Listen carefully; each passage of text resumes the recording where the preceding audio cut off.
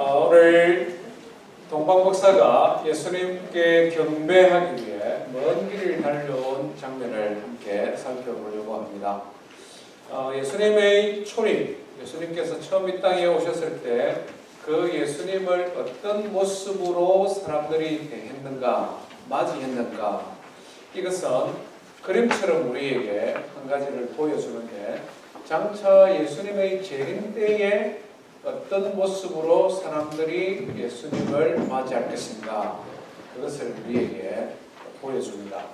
그래서 말씀을 통하여 네 가지 부류의 사람들, 예수님의 초림을 맞이했던 사람들, 나는 어떤 부류에 속하는가, 또 나는 어떻게 주님을 준비하고 예비할까, 이런 마음으로 오늘 하나님 말씀을 살폈으면 좋겠습니다. 본문은요, 마태복음 2장입니다. 마태복음 2장 1절부터 12절 말씀 한 절씩 교독하겠습니다. 헤롯 왕 때에 예수께서 유대 베들레헴에서 나심에 동방으로부터 박사들이 예루살렘에 이르러 말하되,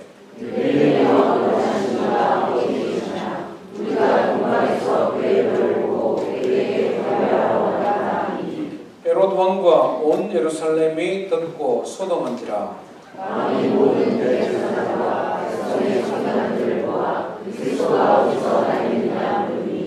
이르되 유대 베들레헴이니 이는 선지자로 이렇게 기록된 바,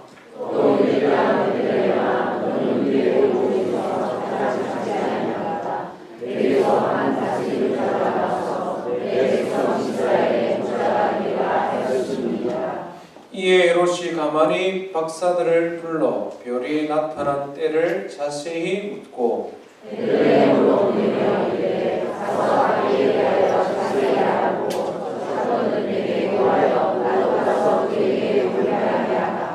박사들이 왕의 말을 듣고 갈새 동방에서 보던 그 별이 문득 앞서 인도하여 가다가 악이 있는 곳 위에 머물러 서 있는지라.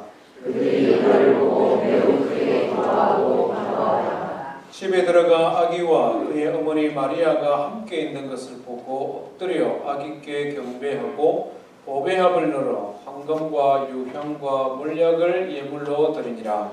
그들은 궁에 헤롯에게로 돌아가지 말라 지시하심을 받고 다른 길로 공에 돌아가니라. 아멘. 오늘 우리가 읽은 본문에 네 부류의 사람들의 모습이 보입니까?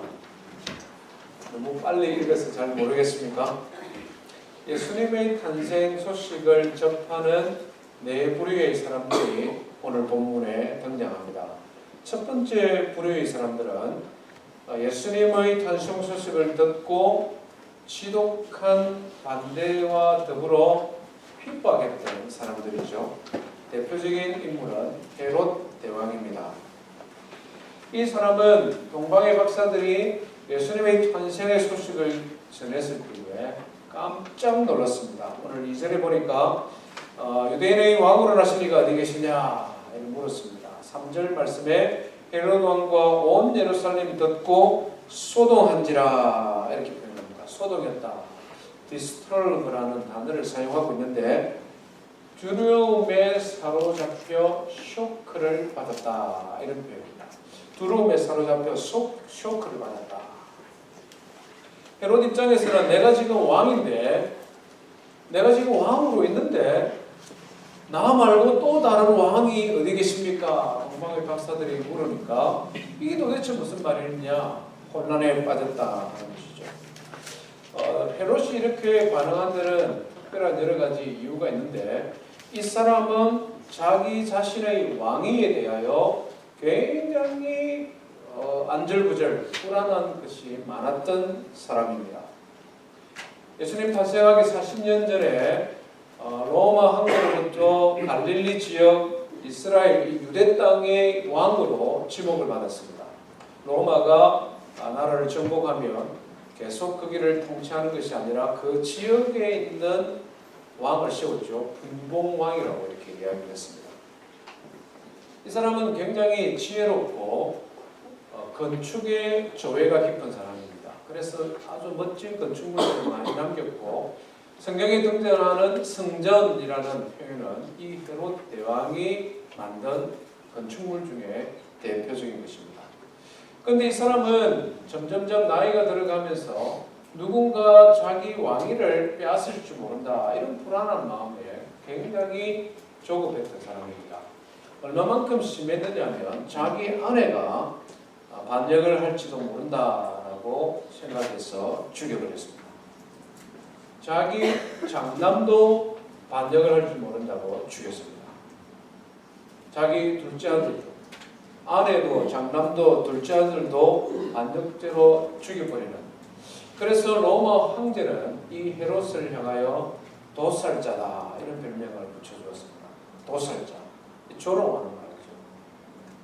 그만큼 이 사람은 왕위를 지키는데 예민했던 사람입니다.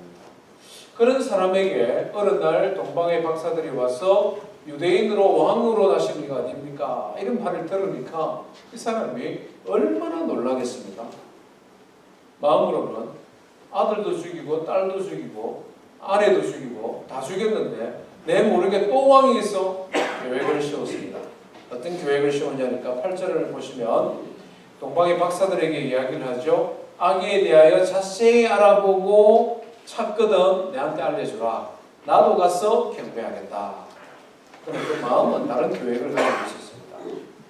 16절 말씀해 보면 동방의 박사들이 천사들의 이런 교훈을 받아서 예루살렘에 돌아가지 아니하고 다른 길로 해서 자기 나라 땅으로 돌아갔을 때에 헤롯이 속았구나. 내가 속았다. 그러고는 어떻게 합니까? 갈릴리 지역에 2살 이하의 사내 아이들을 다 죽여버립니다. 수백 명이 됐는지 수천 명이 됐는지 정확하게는 알 수 없습니다. 갈릴리 지역이 그렇게 큰 지역이 아니기 때문에 수만 명 이렇게 될 건 아니겠습니다만은 어쨌든 유대인으로 왕으로 오신 이가 누구냐, 이 소식을 듣자마자 그 마음에 독한 박해의 마음을 품었고 결국은 자기 왕위를 지키기 위해 아무런 잘못이 없는 어린아이 2살 이하의 남자아이들까지 죽여버릴 만큼 잔인한 박해자였습니다. 적극적으로 예수님을 핍박하는 대표적인 유형들이죠. 오늘날에도 그리스도의 복음을 핍박하는 사람들이 많이 있음을 우리는 잘 알고 있습니다. 두 번째 유형은 어떤 사람입니까?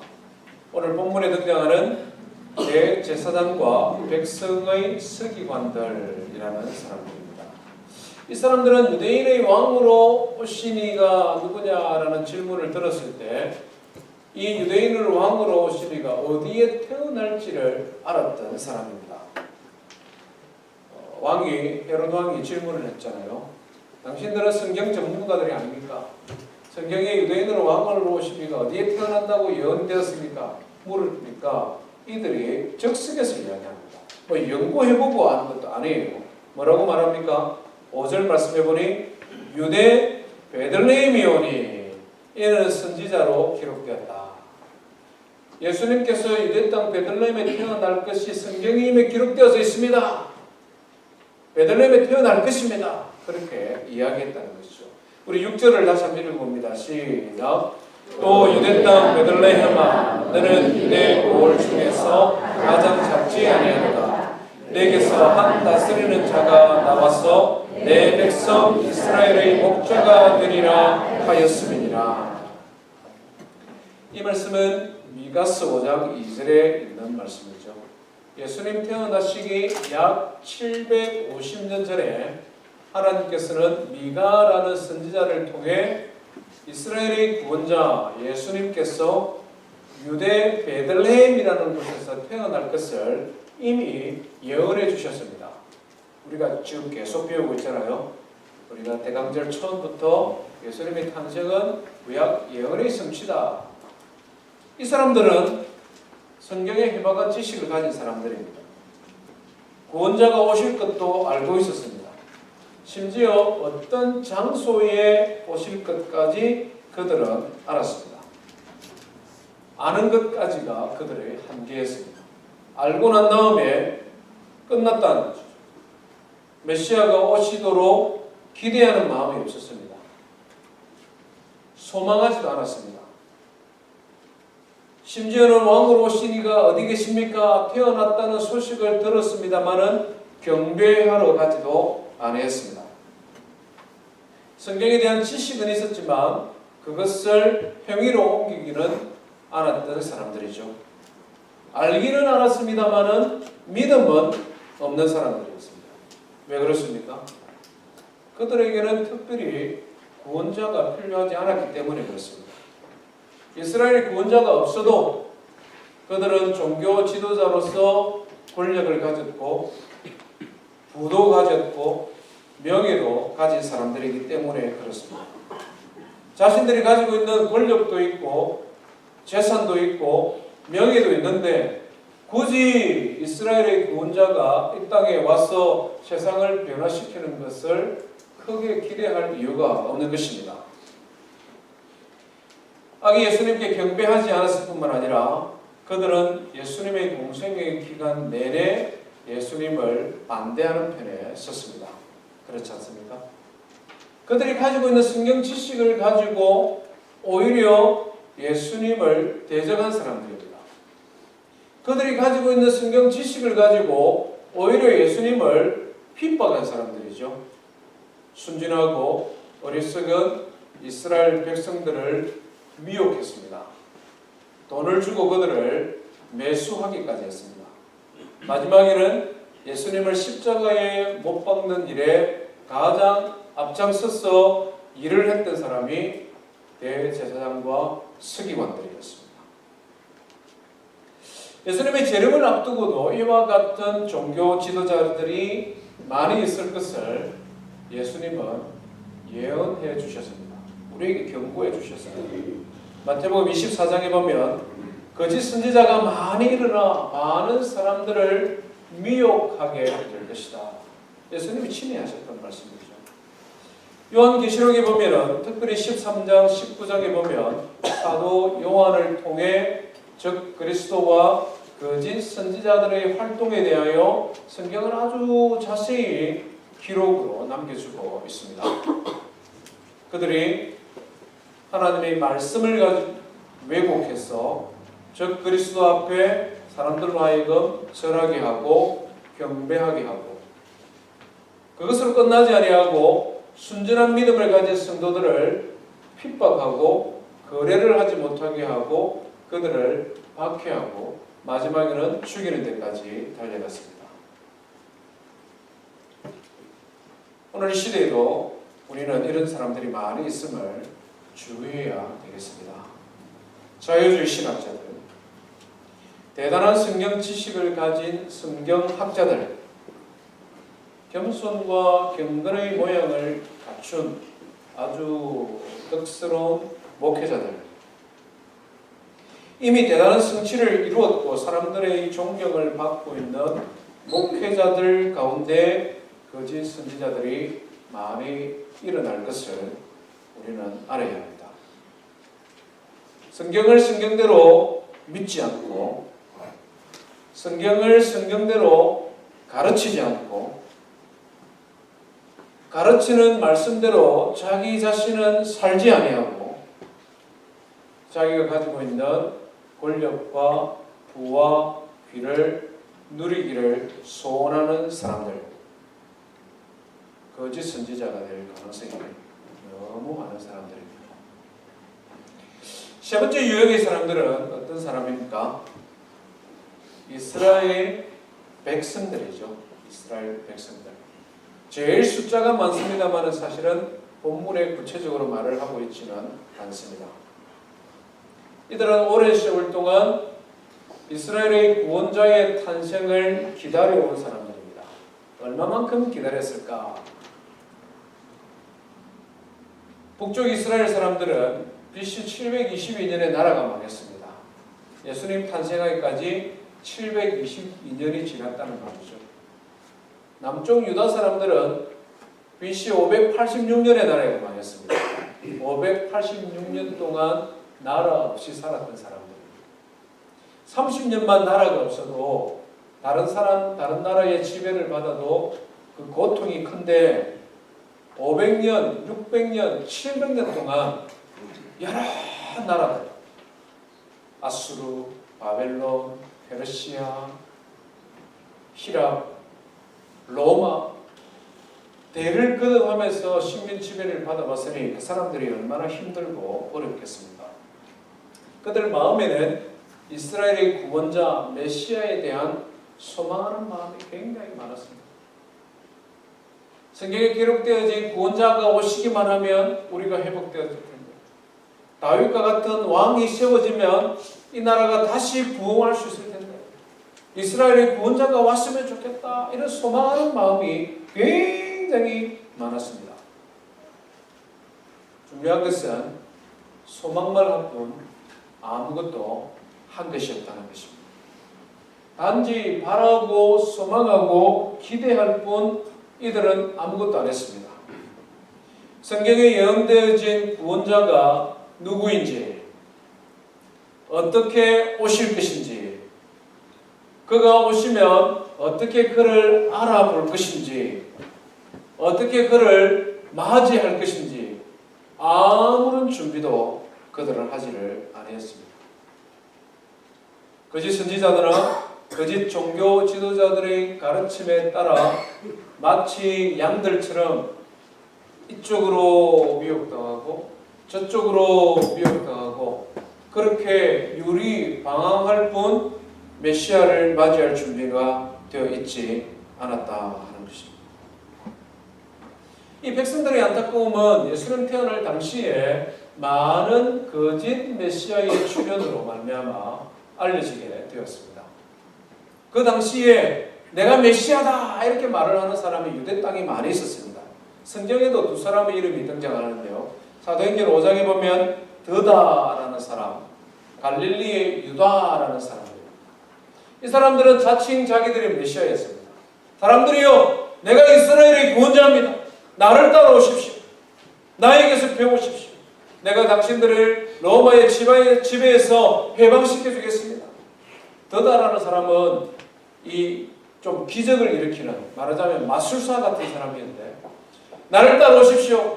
우리 선지자 엘리야가 요단강을 갈았듯이 나도 요단강을 가르겠습니다. 막 이러면서 사람들을 미혹했습니다. 많은 사람들이 드다나 갈릴리의 유다가 메시아인 줄 알고 그들을 따랐습니다. 시간도 들이고 물질도 들이고 충성하며 그들을 따라다녔습니다.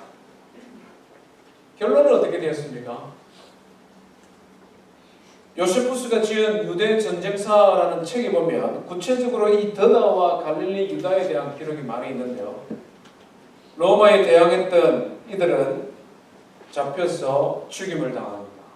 뿐만 아니라 함께 추종했던 많은 이스라엘 백성들도 동시에 동일한 죄로 죽임을 당하는 것을 보게 됩니다. 비참한 결과죠. 잘못된 지도자를 맹목적으로 추종했던 이스라엘 백성들의 안타까운 모습입니다. 정작 예수님이 태어나실 그때는 몰랐습니다. 알아보지를 못했습니다. 유대인으로 왕으로 오셨다라고 이야기를 하고 알려주는 사람들이 있었습니다만은 귀를 기울이지는 않았습니다. 심지어 예수님은 여관봉에 잠잘 곳이 없어서 말구유에서 태어나셨지 않습니까? 공생의 기간 동안에는 예수님의 놀라운 가르침과 표적과 기사에도 불구하고 예루살렘이 아닌 갈릴리 출신이라는 촌출신이라는, 그래서 갈릴리에서 무슨 선한 일이 있을 수 있겠느냐, 예수님을 무시했습니다. 거짓 선지자와 대제사장들의 미혹에 의해 예수님을 의심하고 박해하는 길로 걸어갔습니다. 많은 사람들이 예수님을 따랐습니다만 결론적으로 보면 대제사장의 매수에 의해 예수님께서 십자가에 달려 죽으실 그때에 이방인인 빌라도는 예수님의 죄가 없습니다. 두 번씩이나 예수님이 무슨 죄가 있다고 나를 하여금 자꾸 죽이라고 하느냐, 예수님은 죄가 없다, 죄가 없다 두 번씩이나 이야기를 했지만 백성들은 어떻게 합니까? 예수를 십자가에 못 박혀 주소서. 십자가에 못 박혀 주소서. 메시아가 가장 필요했던 사람들이지만 정작 예수님은 알아보지 못하고 예수님을 십자가에 못 박으라고 아웃을 치며 외쳤던 사람이 이스라엘 백성들이었습니다. 예수님의 재림을 앞두고도 많은 대다수의 사람들은 이런 모습으로 살아갈 것이라고 성경은 우리에게 예언하고 있습니다. 마태복음 24장은 특별히 예수님께서 말세에 있을 일들에 대하여 직접 주신 말씀인데요. 그 말씀에 보면 이렇게 표현합니다. 노아의 때와 같이 인자의 임함도 그러하리라.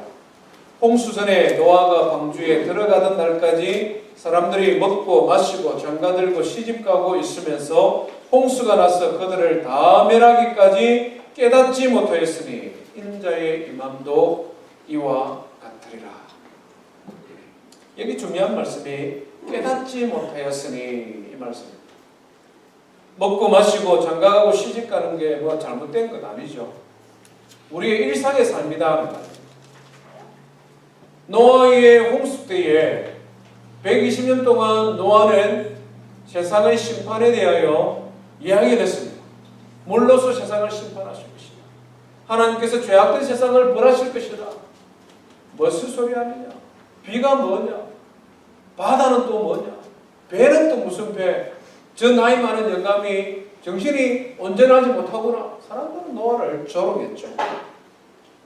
먹고 마시고 장가가고 시집가는 일상의 삶에 푹 젖어 있다가 하나님의 심판이 시작되는 그때까지 아무도 깨닫지 못했다. 예수 그리스도의 재림도 마찬가지라는 것입니다. 먹고 마시고 시집가고 장가가고 집을 짓는 것 자체가 잘못된 것이 아니라 우리의 분주한 일상에 사로잡혀서 재림주로 오실 예수 그리스도를 잊어버리는 것입니다. 깨닫지 못하다. 대다수의 평범한 일상을 살아가는 많은 우리가 범할 수 있는 실수다. 네 번째 유형의 사람은 누굽니까? 어떤 사람이 눈에 띕니까? 동방의 박사들이죠. 동방의 박사들. 이 사람들은 예수님을 매우 크게 기뻐하며 경배했던 사람들입니다. 동방의 박사들이 누구냐 하는 것에 대해서 성경은 우리에게 많은 정보를 주고 있지는 않습니다. 오늘 본문 1절에 보면 동방으로부터 박사들이라고 되어 있는데요. 이 박사라는 헬라어는 마고스라는 단어입니다. 매지션이라는 이런 마술사가 이 마고스라는 단어에서 나왔습니다. 천문학, 점성술에 종사하던 당시의 지식인들을 일컫는 말입니다. 이 마고스가 구약 성경에도 보면 여러 번 등장하는데 특별히 다니엘서 5장에 보면 이 사람들이 어떤 사람인지를 우리에게 좀 구체적으로 가르쳐 줍니다. 이스라엘이 망하고 난 다음에 다니엘이 바벨론의 포로로 잡혀갔을 때에 바벨론의 황제인 느부갓네살이 그 황제 밑에 있는 많은 박수, 술객, 술사, 점쟁이들을 다 불러 모읍니다. 그러고 난 다음에 다니엘을 그들의 어른으로 삼았다. 성경이 이렇게 기록을 하고 있습니다. 이들은 단지 그냥 점치는 점쟁이가 아니라는 것이죠. 바벨론이라는 큰 제국의 여러 나라를 다스리기 위해서 각 나라의 문화, 각 나라의 종교, 각 나라의 사람들이 가지고 있는 그런 모든 것을 연구하고 그것을 황제에게 보고해서 황제로 하여금 여러 나라들을 잘 다스릴 수 있도록 정책을 입안하고 정치하는 것을 돕는 사람들이 이 마고스라는 사람들입니다. 오늘 이 시대로 말하면 무슨 연구소, 무슨 센터 이런 거 있지 않습니까? 삼성경제연구소, 동부가 정치연구소, 이런 사람들이죠. 이 사람들은 기본이 박사지 않습니까? 오늘 이 시대도 이 사람들은 기본이 박사입니다. 삼성경제연구소에서 일한다 이러면 연구원인 같다. No. 이 사람들은 세계적인 대학의 박사들입니다. 이들은 해박한 지식을 가지고 자기 나라의 문화와 자기 나라의 종교뿐만 아니라 바벨론이라는 나라가 다스리는 아주 많은 나라들, 그 나라에 대하여 연구하고 그것을 황제에게 보고하고 그래서 다스릴 수 있도록 돕는 일을 했던 사람들입니다. 그 박사들이 이스라엘의 문화와 이스라엘의 종교, 특별히 구약 성경으로 알려져 있는 이스라엘의 율법에 대하여 연구했다 하는 것은 어렵지 않게 짐작할 수 있는 일입니다. 구약 성경을 읽어보면 이스라엘 백성들이 그렇게 사모하였던 메시아에 대한 많은 예언의 말씀들이 있는 것을 보게 됩니다. 민수기 24장 7절에는 이렇게 별에 대한 예언의 말씀이 있습니다. 한 별이 야곱에게서 나오며 한 지팡이가 이스라엘에게 일어나 모압과 셋의 자식들을 멸하리라. 구약 성경 저 민수기죠. 모세 오경 제일 앞쪽에 이스라엘의 한 지도자가 태어날 것에 대하여 예언을 하고 있는데 그 왕이 태어나는 징조가 뭐냐? 한 별이 이스라엘에게 임할 것이다. 예언되어져 있습니다. 예레미야에 보면 또 왕의 탄생에 대한 예언의 말씀이 있습니다. 보라, 때가 이르니 내가 다윗에게 한 의로운 가지를 일으킬 것이다. 다윗의 후손 중에 한 왕을 세울 것이다 이 말입니다.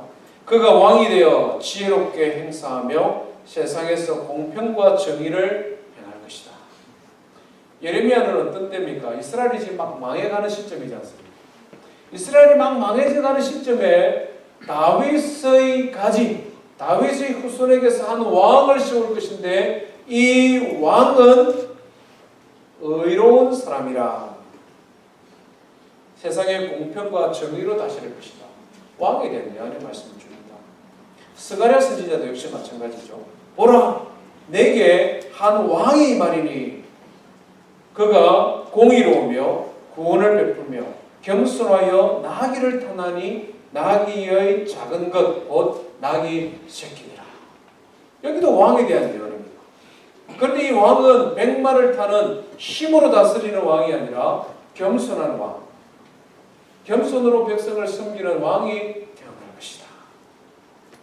이사야에게도 예언을 하셨죠. 한 아기로 태어날 통치자가 우리에게 주신 바 되었는데 그 이름은 기묘사라, 못사라, 전능하신 하나님이요 영존하시는 아버지요 평강의 왕이다. 구약 성경을 읽어보면 계속해서 왕입니다. 평강의 왕, 겸손의 왕, 공의와 정의의 왕, 사랑과 구원의 왕, 지혜의 왕. 그런데 이 왕이 태어날 때 어떤 징조가 보일 것이냐? 다윗의 자손, 요셉의 후손, 큰 별로 임할 왕이 너희에게 임할 것이다. 이 구약 성경에 기록되어진 왕으로 오신 예수님에 대한 예언입니다. 이 박사들이 하늘의 별을 연구하는데 어느 날 이 별이 나타나는 거예요. 이 크리스마스 트리에 왜 별을 나타나는지 압니까? 다 이유가 있는 겁니다. 크리스마스 트리마다 왜 이게 불을 밝히는 줄 압니까? 이 성경에서 나온 거예요. 불 밝히는 별을 성경에서 주잖아요. 큰 별이 나타나니까 동방의 박사들이 막 모여서 연구하는 것입니다. 갑자기 나타난 저 큰 별의 의미가 뭐냐? 저 별을 어디에서 왔느냐? 무엇인가 하늘의 메시지가 있는데 이 별에 대하여 아는 사람들 이야기를 한번 해봐라. 조사를 하는데 그 중에 어떤 박사가 이야기하는 거예요. 이스라엘 땅에 유대라는 나라가 있는데 그 나라의 사람들은 장차 세상의 구원자로 올 왕을 기다리고 있다. 그들이 기다리는 메시아는 평강의 왕이요, 지혜의 왕이요, 공의의 왕이요, 온 세상을 구원하실 왕이다. 이것을 사모하는 그런 메시아 사상이 있고 그 왕이 태어날 증거로서 그들의 성경에 큰 별이 예고되어졌다. 그래? 한번 보자고. 율법의 말씀을 살펴보니까 진짜 그런 거예요. 얼마나 많은 사람들이, 동방의 박사들이 이 별을 보고 예수님을 찾아보는지는 모릅니다만은 제가 상상을 해봤습니다. 그때 그 무리들이 어떻게 이 일을 진행했을까? 동방의 박사들이 정말 유대 땅의 왕으로 오시고 그분이 지혜와 평강의 왕이요 겸손의 왕이요 공의로 세상을 다스리고 이 세상의 구원자라고 하면 마땅히 우리가 가서 그 왕에게 경배해야 되지 않겠느냐? 막 그런 결론에 도달했던 거예요. 그래서 그들은 선물을 준비했습니다. 황금과 유향과 몰약, 소중한 것들이죠. 몇몇 대표를 뽑았는지 자원했는지를 모르겠습니다만은 하여튼 우리는 가자. 저 별을 보고 가자. 저 별은 분명히 왕의 탄생을 알리는 그 별이고 동방을 향하여 비추고 있으니 가보자. 그 거리가 얼마나 되느냐면 워싱턴 DC에서 이 몽고메리 정도 됩니다. 지금 차 타면 한 15시간 정도 걸립니다. 하이웨이로 오면 낙타를 타고 이 사람들이 그 길을 오려고 하면 아라비아 직통으로 오면 빨리 올 수 있는데 아라비아 이 사막을 지나야 되거든요. 짐작하건대 유프라테스 강, 그 강을 거슬러 올라가서 지금 전쟁이 한참 있는 시리아 땅으로 해서 내려와서 아마 이 예루살렘으로 도착하지 아니했을까. 그들은 유대인들보다는 제한된 지식을 가지고 있었습니다. 그럼에도 불구하고 그들은 이 땅의 왕으로 오신 예수 그리스도의 탄생을 알고서는 순례자의 길을 떠났습니다. 어디에서 예수님이 태어났을지, 어떤 모습으로 태어났을지 정확하게 알지 못했지만 하늘의 별을 통해 징조를 보여주셨다면 우리가 그 구원자를 만났을 때 그가 구원자인 것을 알게 되리라는 아마 그런 소망을 가지고 순례의 길을 떠났던 것 같습니다. 3개월쯤 걸렸는지 그보다 좀 더 걸렸는지 정확하게 알 수는 없습니다만은 강도의 위협, 짐승의 위협, 그 먼 길 헤치고 마침내 그들은 그 별이 있는 곳까지 도착했습니다. 도착해 보니까 예루살렘 궁궐도 아니고 큰 귀족이 사는 저택도 아니고 예루살렘에서 한 5km 정도 떨어져 있는 베들레헴이라는 조그마한 시골 동네에서 제일 큰 집도 아니고 그 집에서 짐승들이 자고 있는 마구간에 어린 아기가 누워있는 것입니다. 거기에 누워있는 아기가 좋은 옷을 입었겠습니까? 여행자들이 혹시 급한 일이 생기면 사용하려고 배에 두르고 다니던, 말하자면 오늘 이 시대에 붕대와 같은 책이 있습니다. 강보의 사역, 이 강보라는 의미가 그런 것입니다. 거기에 뚫뚫 말아서 그냥 애 하나 그냥 놓여있는 것이죠. 그들의 수고와 그들의 노력에 비하면 아기 예수님의 모습은 너무나 초라하고 전혀 자신들의 기대와 일치하지 않았습니다. 그래도 그들은 돌아서지 않았습니다. 오늘 성경의 말씀이 우리에게 가르치는 것처럼 아기와 그의 어머니 마리아를 보고 엎드려 경배했다. 이렇게 표현합니다. 아무도 알아보는 사람들 없고 아무도 이 사람이 메시아라는 것을 이야기해주는 사람도 없지만 동방에서부터 보고 찾아왔던 그 별, 야곱의 후손으로 하나님께서 보여주신 징조를 따라 그들은 찾아왔고 마침내 아기께 경배했습니다. 참 놀라운 일이 아닐 수 없습니다.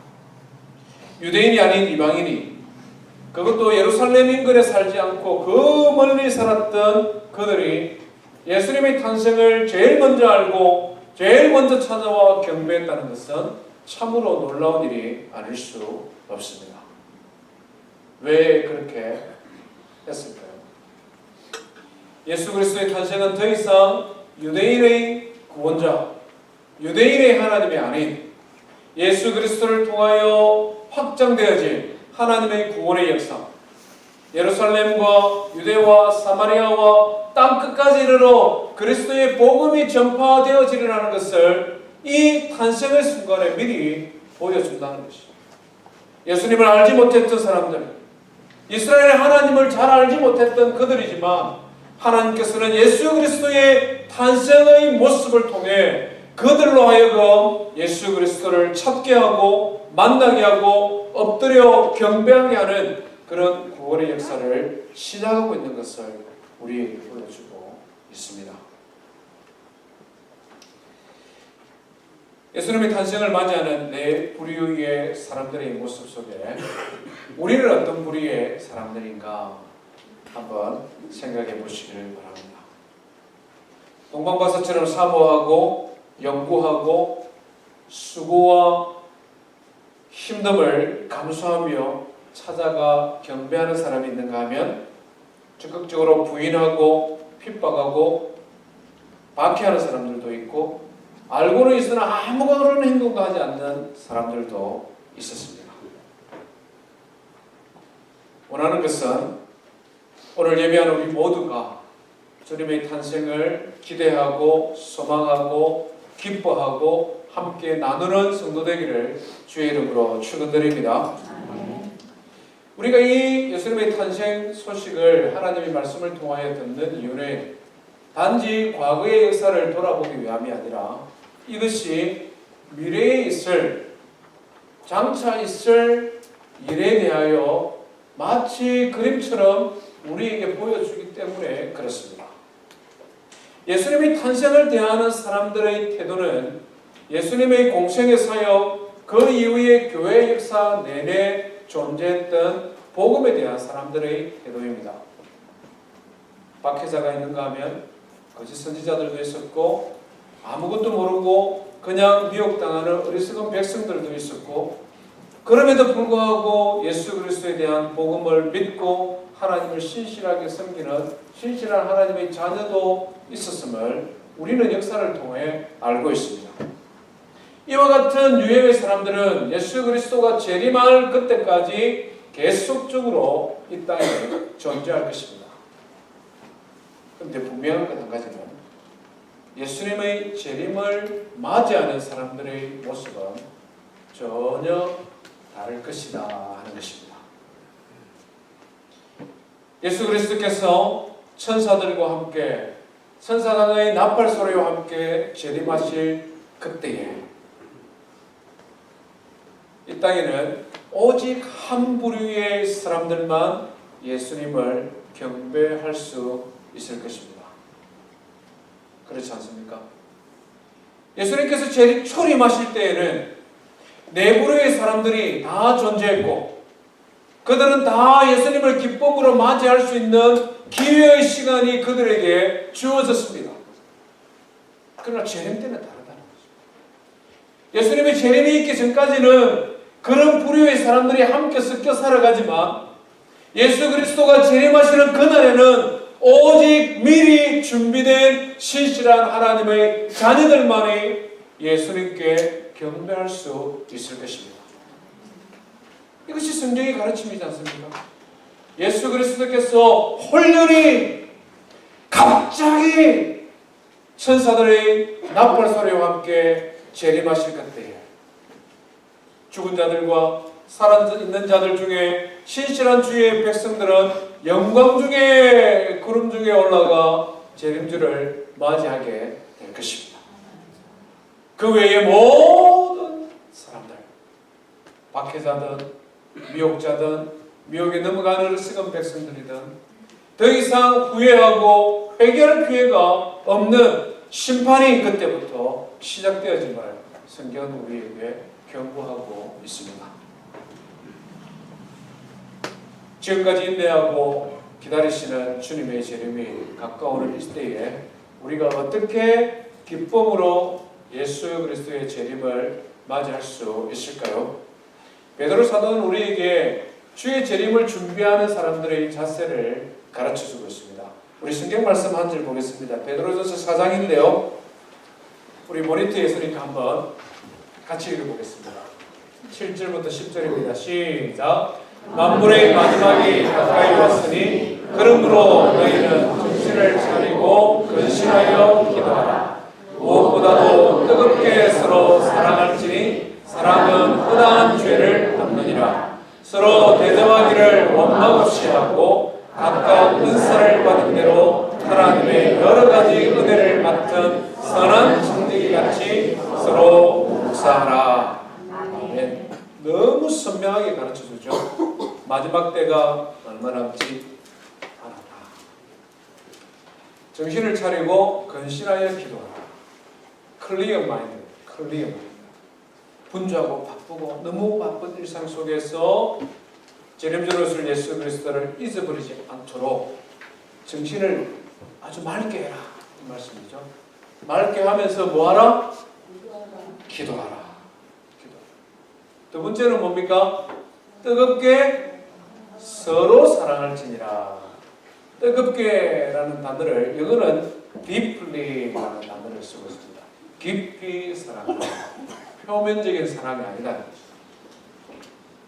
밥 한 그릇 사주면 나도 네 한 그릇 사주고, 네 내한테 선물해주면 나도 네한테 선물해주고, 네 조금 내한테 인사 잘 안 하면 나도 네한테 인사 안 하고, 이런 거는 이 deeply love하는 말이죠.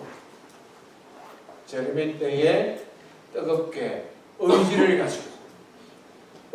가지고 믿음의 결심을 가지고 내가 조금 수고하고 내가 조금 힘들고 내가 조금 어렵지만 그래도 사랑해야 되고 사랑하라고 말씀하시고 예수 그리스도의 구원을 함께 받을 믿음의 형제여 자매니까 사랑하는 것, 깊이 사랑하는 것입니다.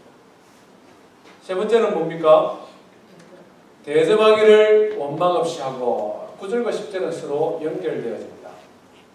은사를 받은 대로 하나님의 자녀같이 선한 청지기로 서로 봉사하라. 선한 청지기. 이 청지기라는 말 속은 참 교훈이 많습니다. 우리에게 결산할 주인이 있다는 말이죠. 우리는 매니저고 매니저가 아무리 열심히 하지만 주인이 따로 있다는 것이죠. 우리 인생의 주인이 따로 있습니다. 살아계신 하나님, 재림줄 오실 그분 앞에서 착하고 충성된 종이라고 인정받을 수 있도록 서로 봉사하라 이렇게 말씀하고 있습니다. 주님 언제 재림할지 아무도 알지 못하나 우리에게 남아있는 시간은 봉사하라고 주어진 시간입니다. 성도 간에 서로 깊이 사랑하며 봉사하며 선한 청지기처럼 우리 삶을 주님 앞에 드리는 저 우리 모든 성도 되기를 주의 이름으로 축원드립니다. 우리 말씀 기억하며 함께 하나님 앞에 찬송하십시다.